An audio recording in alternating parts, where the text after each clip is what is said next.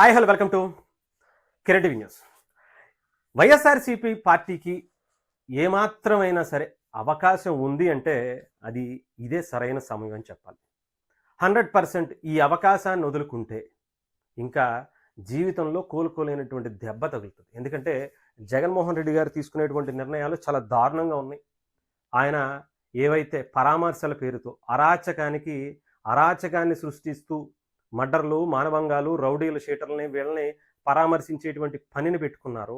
ఇది ఒక బ్యాడ్ సంకేతాన్ని ఇస్తుంది. అలాగే ఎక్కడికి వెళ్తే అక్కడ అది చావా లేదంటే ఇంకొకట పెళ్ళ ఏదైనా సరే అక్కడ హడావిడి మంది జనాన్ని వేసుకుని ఆయన వెళ్ళేటువంటి విధానం చాలా దారుణంగా ఉంది. సో ఎక్కడ ఆయన ఫస్ట్ అసలు దేని మీద పోరాటం చెయ్యాలో కూడా ఆయనకు తెలియట్లా. ఇక్కడ కూటమి ప్రభుత్వం చాలా బాగుంది, లేదంటే చాలా అద్భుతాలు చేసేస్తుంది, ఇప్పటి వరకు ఎవరు చేయలేనటువంటి కార్యక్రమాలు చేస్తుంది అని ఎవరు కూడా 100% సాటిస్ఫాక్షన్ అనేది ఉండదు ఏ ప్రజలకి కూడా. కానీ ఆంధ్రప్రదేశ్లో కూడా పోరాడాలి అంటే చాలా ఇష్యూస్ ఉంటాయి. కానీ జగన్మోహన్ రెడ్డి గారు దేని మీద పోరాడాలో తెలియక ఈ మర్డర్లు, మానభంగాలు, లేదంటే ఇంకొకళ్ళు కూనీకూరుల్ని వీళ్ళని ఆయన ఎంకరేజ్ చేసేటువంటి పనిగా పెట్టుకుని ఆయన చేసేటువంటి యాత్ర వైఎస్ఆర్సీపీకి చాలా చాలా మైనస్ అయిపోతుంది. రేపొద్దున 11 కూడా వస్తే గ్రేటే అనుకునేటువంటి పరిస్థితి అయిపోయింది. జగన్మోహన్ రెడ్డి గారికి చెప్పాలంటే మొన్నటికే పులివెందుల్లో మెజారిటీ తగ్గింది. ఈసారి ఆ మెజారిటీలో కూడా కోత పడేటువంటి అవకాశాలు చాలా ఎక్కువగానే కనిపిస్తున్నాయి. ఇకపోతే ఏ 40% ఉందో ఆ 40% కూడా పోయేటైంది. కానీ ఇది మంచి అవకాశం అని ఎందుకు అంటున్నానంటే జగన్మోహన్ రెడ్డి గారు ప్రతిపక్ష నాయకుడిగా ఆయన ఫెయిల్ అవుతున్నారు. సో వైఎస్ఆర్సీపీ పార్టీకి ఒక బలమైన నాయకుడు, ఒక సీనియర్ నాయకుడు, అన్ని అవకాశాలు అన్ని అనుభవం ఉన్నటువంటి వ్యక్తిగా నాకు తెలిసి అయితే బొత్స సత్యనారాయణ గారు నిన్న ఆయన చూపించినటువంటి చొరవ ఏదైతే సిదిరి అప్పలరాజుకి సంబంధించి ఓదార్పు యాత్ర ఆయన ఏదో ఉంది పరామర్శ యాత్ర నిన్న జగన్మోహన్ రెడ్డి గారు చేశారో దాంట్లో బొత్స సత్యనారాయణ గారు చూపించినటువంటి ఆ పెద్దతనం చాలా అద్భుతం అని చెప్పాలి.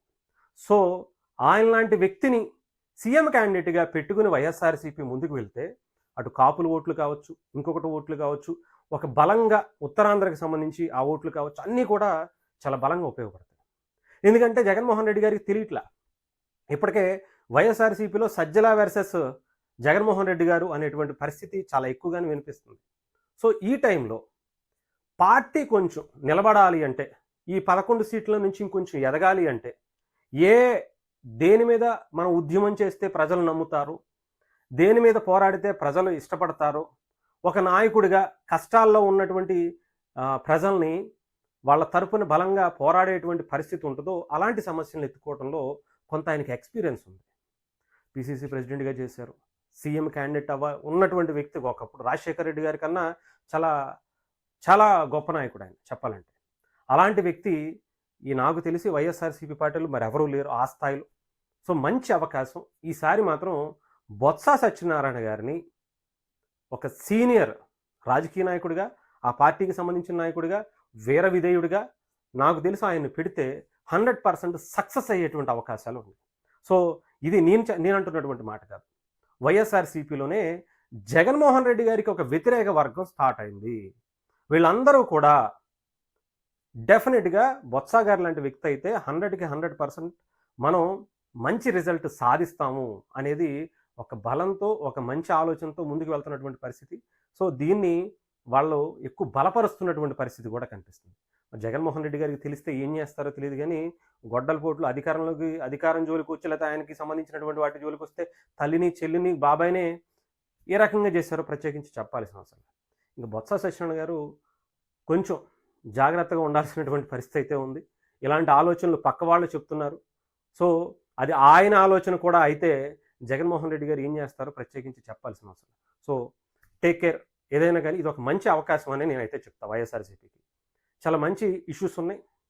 పిక్ చేసి వాటి మీద ఉద్యమం చేస్తే ప్రజల నుంచి మంచి పేరు వస్తుంది. అంతేగాని ఈ అరాచకాన్ని మేము సృష్టిస్తాం, మర్డర్లు, మానభంగాలు చేసినటువంటి వ్యక్తుల్ని వెళ్ళి మేము పరామర్శిస్తామంటే ప్రజల యాక్సెప్టెన్సీ ఉండదు.